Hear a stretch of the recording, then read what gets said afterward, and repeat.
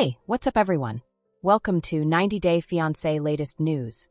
Monitor's constant beeping permeated the hospital room, a mechanical pulse of comfort, a sound that matched the delicate life lying under the immaculate white blankets. The air smelled sterile, antiseptic, and the faintest hint of fresh flowers battled to cut through it. Softly humming above, dim fluorescent lights drowned out the warmth of the walls.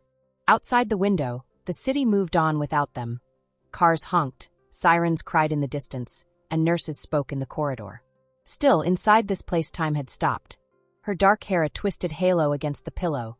Jasmine Pineda lay still in the hospital bed, her face pallid, lips dry and cracked. Her deep brown eyes burned a normal fire that was dulled, and tiredness weighed down every breath. Normally robust and full of restless energy, her physique was nonetheless delicate in a way that seemed almost strange for her. Her chest's gradual, consistent rise and fall, proof of life, evidence she was still here, was the sole motion. Beside her, Matt Brownies sat in a rigid medical chair with elbows on his knees and hands tightly clutched so that his knuckles had turned white. Red-rimmed from restless hours, his eyes never turned away from her face. His universe had dropped into this room, into this instant, into the sound of her breathing. Since they got to the hospital, he hadn't moved too much. He was unable. Every time he attempted to close his eyes, he saw it once more. The crash, the fall, the vice-like horror that had seized him. Before, he had never known such extreme horror. The recollection crisp and mercilessly ran on an unrelenting cycle in his thoughts. Just few steps away, he had been in the kitchen at the time. He listened for the shower running and heard water splashing on the tiles. And then a sharp, unexpected thump. A terrible sound that dropped his heart into his gut.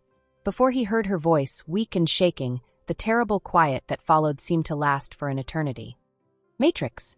Her delicate, unsure calling of his name had brought him running toward the restroom, his bare feet slipping against the floor. Desperate to get to her, he almost ripped the door off its hinges. And she was there as well. Curled on the chilly tile floor, Jasmine's face twisted in agony as one arm wrapped defensively across her tummy. Steam swirling around them, droplets sticking to her skin, the shower continued flowing. Her dark hair stuck to her face, water pooled around her, soaking into her clothing. His body seemed to stop momentarily. His mind battled to understand what he was seeing. Then instinct took control. Hands shaking, he was kneeling next to her, brushing damp strands of hair off her face. Jasmine. Oh God, that happened? Could you migrate? She shifted slightly, wincing and hitching her breath. I slipped, she said in a whisper. Her voice hardly heard above the shower's rush. I hit my stomach. Inside him, everything turned frigid. His hands reached her abdomen right away, hovering just above it as though he would somehow protect the life developing inside her from damage. Is it hurting? Jasmine, speak with me. Tears slid down her cheeks, blending with the still drizzling water from her hair. A small bit.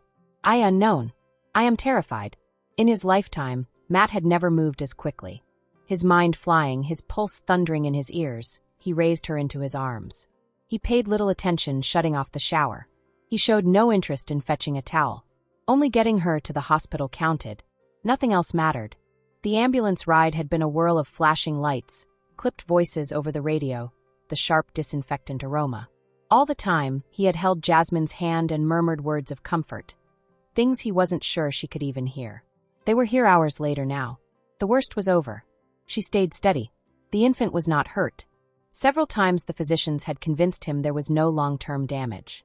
Still, the terror hung over him like a weight crushing on his chest. The great silence was broken by the creaking open door.